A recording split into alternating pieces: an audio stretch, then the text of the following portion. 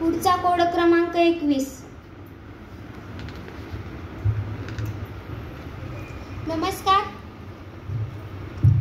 नमस्कार, माझा कोड क्रमांक 7. जयोस्तु ते श्री महान मंगले शिवास्पदे शुभदे स्वतंत्रते भगवती महामहं यशोयुता वंदे. यावेळी ऐकल्यानंतर अर्थातच आपल्या डोळ्यासमोर उत्तुंग व्यक्तिमत्व असणारे स्वातंत्र्यवीर सावरकर यांची मूर्तीच उभा राहते. त्यांचे जीवन म्हणजे मृत्यूला मूर्तिमंत आव्हानच आहे आणि त्यांचे साहित्य हे स्वातंत्र्यप्रीतीचे आणि देशभक्तीचे धगधगते अग्निकुंडच आहे. आणि म्हणूनच विश्वात फक्त आहेत विख्यात बहादर दोन, विश्वात फक्त आहेत विख्यात बहादर दोन, जे आई करिता गेले सागरास पालांडून, जे आई करिता गेले सागरास पालांडून.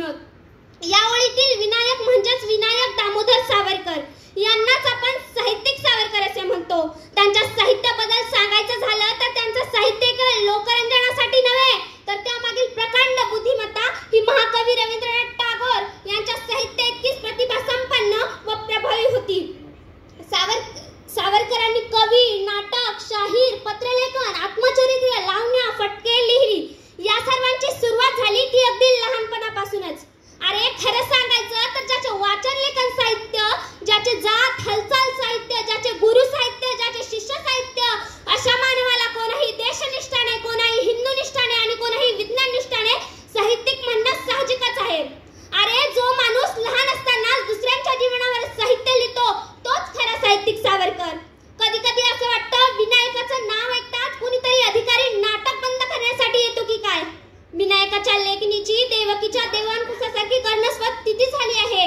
अशी लेखणी चालवणारे अर्थात स्वतःच्याच लेखणीतून स्वतःला उलगडणारे म्हणजे साहित्यिक सावरकर.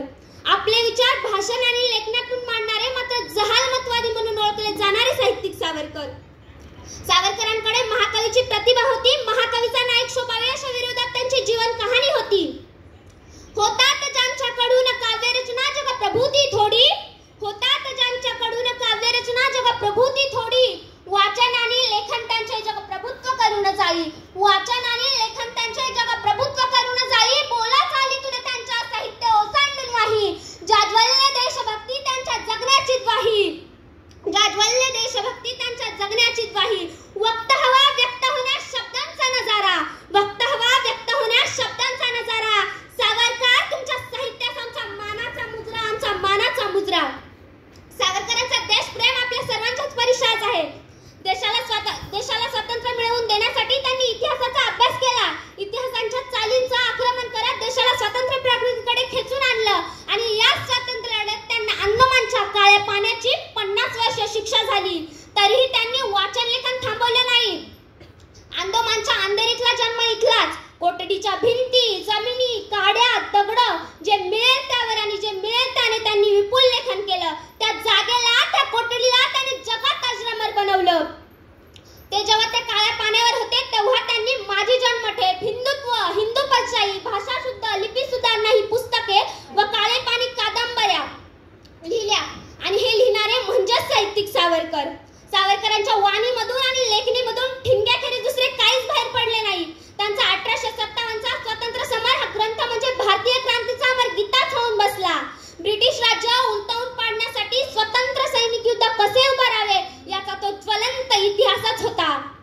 त्या काळात देशात आणि देशाबाहेर सशस्त्र क्रांतीचे जे युद्ध झाले त्याची प्रेरणा म्हणजे हा ग्रंथच. त्याची प्रेरणा म्हणजे हा ग्रंथच. त्याची प्रेरणा म्हणजे हा ग्रंथच. देशाला ते जेव्हा सावरकर जेव्हा लहान होते तेव्हा त्यांनी राष्ट्रगुप्त समूह ही गुप्त संघटना स्थापन केली. तिचे प्रकट रूप म्हणून मित्रमेळ्याची स्थापना करण्यात आली. उघडपणे सामाजिक कार्य तर गुप्तपणे क्रांतीच्या योजना आखल्या जाऊ लागल्या. सावरकरांच्या भाषणांनी नाशिक निनादू लागलं. अनेक तरुण क्रांतिकार्यासाठी प्रेरित होऊ लागले आणि हे सगळं घडू लागलं म्हणजेच साहित्यिक सावरकरांमुळेच. 1857चा स्वतंत्र महोत्सव साजरा करणे शक्य नव्हतं तरी तो गुप्तपणे साजरा झालाच. त्यागाच्या बलिदानाच्या शपथा घेतल्या गेल्या. चिडलेल्या लॉर्ड मिटोंनी दडपशाही सुरू केली. लाला लजपत राय, सरदार अजित सिंग यांना मंडोलियनला डांबण्यात आलं.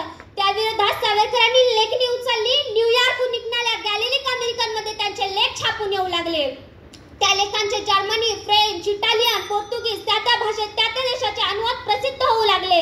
सावरकरांच्या मनाप्रमाणे घडू लागलं. हिंदुस्थानाच्या स्वातंत्र्याचा प्रश्न जगभर चर्चेला जाऊ लागला आणि हेही स्वातंत्र्यवीर विनायक दामोदर सावरकरांमुळेच.